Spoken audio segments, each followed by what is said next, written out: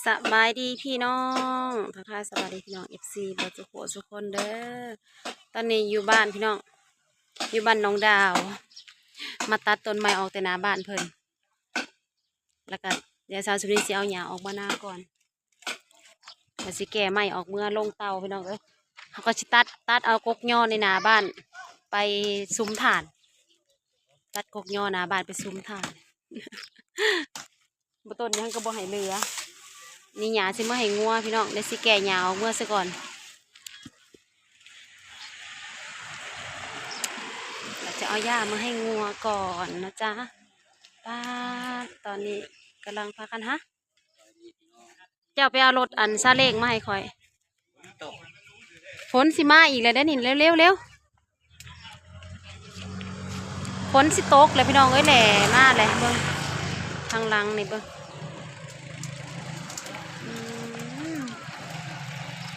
ขึ้นฟ้าขึ้นฝนมาแล้วกินยาแก็บกินยาสุดลงไปเอาสิออกหน้าก่อนเนาะมาแต่หน้าอย่างสิไปคลินิกหมอแขว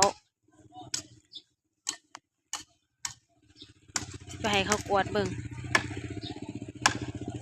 เขาสิฮะ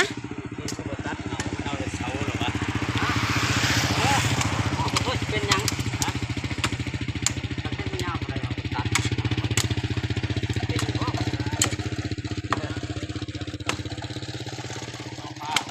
มาแล้วมันกระป่งอยู่ได้หาเงามันนะแปลนเฮือนได้เนาะบัดนี้งามบัดนี้สาวก็เป็นคนเก็บเอ้าตัวใหญ่ๆนะไปมกใหญ่กว่าอาวเลยใหญ่กว่าลุงเลยลุงบางผัดหน่อยลงร้านใหญ่เว้ยแหละเอานางมกก็ได้บ่เสือคือไอเทพไทยนะก็ใส่เสือทีมฮะเสือมุกบ่อนนะไอเทพไทยก็ดูอะไรอ่ะแต่ละคนอันนี้ลูกสาวเมย์คนสวยจ่อยวะนางเมย์เดี๋ยวนี้คือจ่อยวะเอ้าขอแล้วว่ามันจ่อยหรืออ้วนเมย์อ้วนเอ้าแม่นตีคือว่าน้อยๆหนึ่งระวังรถได้ลูกเอ้ยอย่าแล่นออกนอกเกินไปดึงไปนี่ก่อนเจ้าตัวนี้ดึงไปสบัดดูแต่สบัดดีปลาลุงก่อนแล้วสบัดดีปลาลุงทีมสีแดงมานี่พี่น้องเอ้ยซอยอาปื้อซอยพ่อเพิ่นเอาไว้หั่นแล้วจะไปถิ่มใช้บาทนี่ฮะจูดแห้งก็บ่ได้มันสิใหม่บ้าน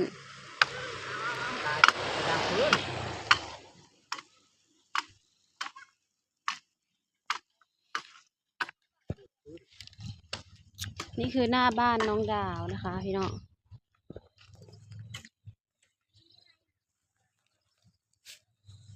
หมักบวบกินได้ได้ลูกนะเก็บไว้หมักบวบกินได้ได้นะเอาไว้ปลูกว่านไปโหลดเดี๋ยวมันก็เกิดเนาะมันนี่ผูกขางหัวผูไปว่านใช่หัวผูไหมพูดหัวเฮาผู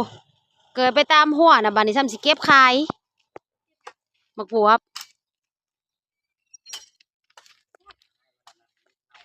หน้าบ้านน้องดาวพี่น้องอัปเดตผู้เฮ็ดก็เฮ็ดไป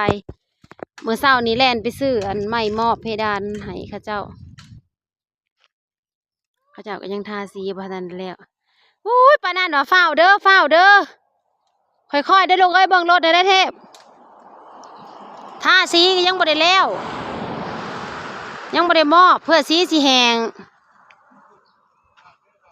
ปานั่นเฝ้าเด้อแต่เช้าจนไม่ได้เข้าห้องหมอเมื่อเช้านี้แล่นไปซื้อหายแล้วก็มาไม่ได้เข้าห้องหมอแล้วก็สิว่าเข้าคลินิกอยู่ในบ้านเอาพี่น้องเอ้ยเดี๋ยวเอาอันหยาออกมาหน้าซิก่อนแล้วก็สิจะไปเข้าคลินิกอีกเทื่อนึงเขายังว่าอยู่ไปซื้อใหม่อันนี้เลยให้เพิ่นสร้างเพิ่นกำลังตีเพดานให้น้องดาวสีตายแล้วบ่ขาวจักเถื่อเนาะมันจางเด้มันโดน อยู่เฮือนนั่นเก่าผู้เหอหรือเป็นน้ำมันราคาถูกบ่อันนี้ก็เจ้าทาตัวนั้นยังได้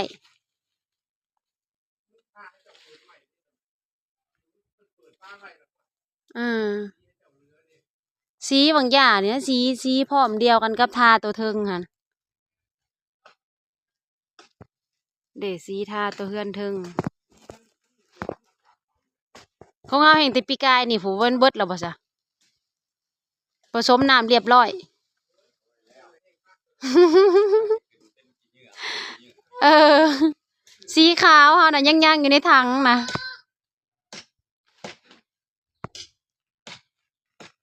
น้องดาวไปทางใดแหละเฮ็ดยังกินนะน้องดาวบ่หาแนวมาตำป้าดทีมงานขนกิ่งไม้อะไรพ่อเมาอันนั้นเอาน้ำออกให้เฮาหน่อยกว่าเฮาใส่แหน่สิเอารถซาเล้งมาเอาหยางมาให้งูมอกก่อนไอ้ออดเอาน้ำออกให้แหน่เบิ่งสิยืมรถเอาปื้อเมื่อนี่พี่น้องเอ้ย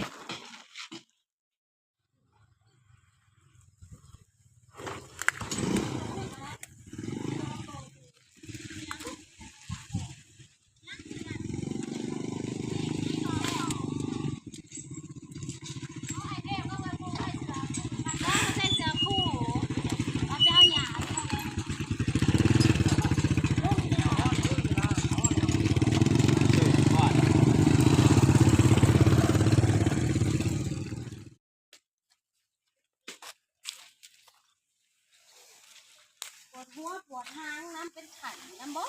ที่กระเถิบตอนนี้มาหลายเดือนเลยรู้ว่ามันเกี่ยวกันกับอันนี้ปวดอันมันแล้วมันก็เดี๋ยวหยาเมื่อไหร่งัวสิก่อนเพราะอะไรเขาบ้าง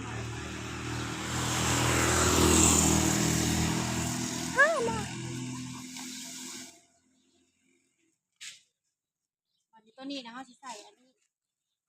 เขาสิเอามา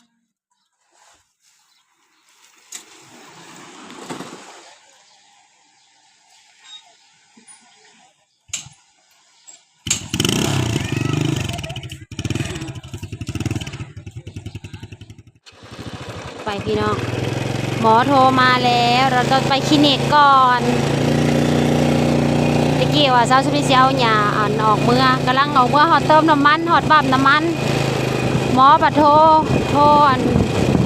เอาเบอร์ไว้เด้หมอก็เลยเข้าคลินิกแล้วก็เลยแบบโทรให้สาวสุดเนี่ยไปคลินิกซะก่อนเดี๋ยวสาวสุดเนี่ยก็สิไปคลินิกเอารถมาจอดรถหยาก็มาหอดงัวซ้ำมาหอดงัวซ้ำพี่น้องเอ้ยเดี๋ยวไปแวะคลินิกก่อนคลินิกอยู่คลินิกหมอฟันพี่น้องตะกี้ว่าไปหอดบันดาลผู้ใดแต่ว่าคือได้ว่าหมอฟันบรรเทาก็มีก็เลยสิแวะหมอฟันซะก่อนก็เลยกลับมาเขาคลินิกอยู่บ้านเย่ฮอดแล้วคลินิกวันใสพี่น้องอยู่บ้านเฮาเข้าไปเบิ่งก่อนจะเป็นยังไงกลับมาทางนี้ก็พอดีเลยแล้วพอดีไปนอนอาบปากอยู่2 ชั่วโมงพี่น้องเอ้ย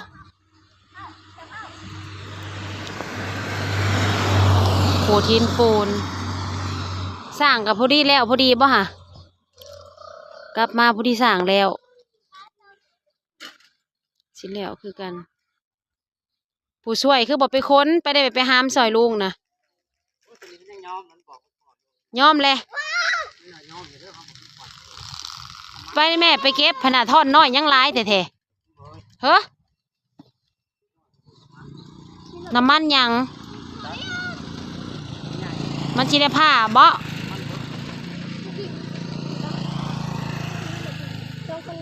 ไปซื้อเอาหอดแล้วพี่น้องไปผู้เดียว บริถ่ายให้พี่น้องเบิ่งตอนขูดนะตอนเขาห้องหมอไปนอนงายให้หมอผลขูดฟัน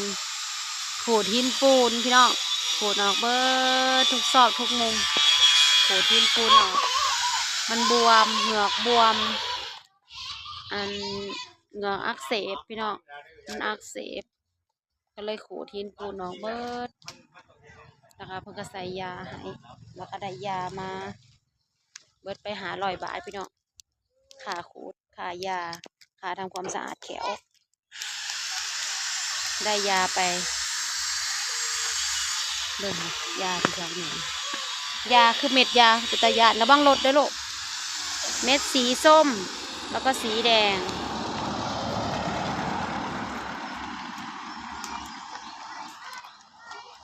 เขาคลินิกแขวหมอแขวโดยเฉพาะแล้วก็แก้ปวดกับแก้อักเสบค่ะ4 อย่างฮะ ไปห้องหมอมียาให้กินพร้อมมีขูดหินปูนพร้อมพ่อเอ้ยก็ดีแนวหนึ่งขอว่าโอ๊ยปะนั่นสิบ่มาหาหมอเนาะว่ะคันบ่มาหาหมอนะเพื่อสิเศร้าแล้วมันแบบคันบ่ทำความสะอาดซะก่อนอันนี้เฮาได้ไปทำความสะอาดมันก็เกลี้ยงมันก็งามเนาะพี่น้องระวังรถได้ลูกเอ้ยรถบักใหญ่ๆนึงสิบ่ใครแน่บ่บัดนี้พอตัวนี้มันยังบวมแห้งข้างนี้บวมมากเลยข้างนี้ก็มันเจ็บไปเบิดแล้วอย่างนี้ไปนอนจนอยากรับนอนก็ได้นอนไปนอนมาไปอยากรับเขาขูดหินปูนหายไปอยากรับ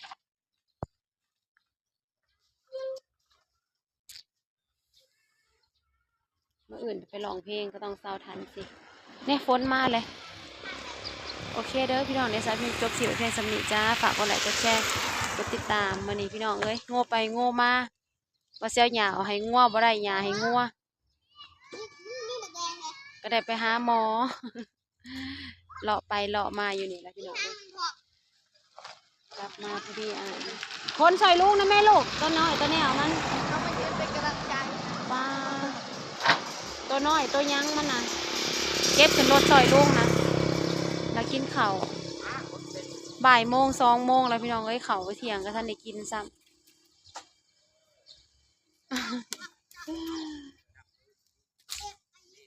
เอาสำแขนสำขานะลูก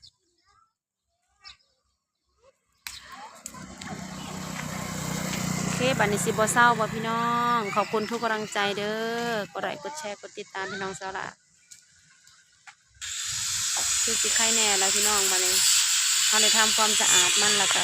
มันจะสิไข่ดีขึ้นค่อยดีขึ้นไปเองมัน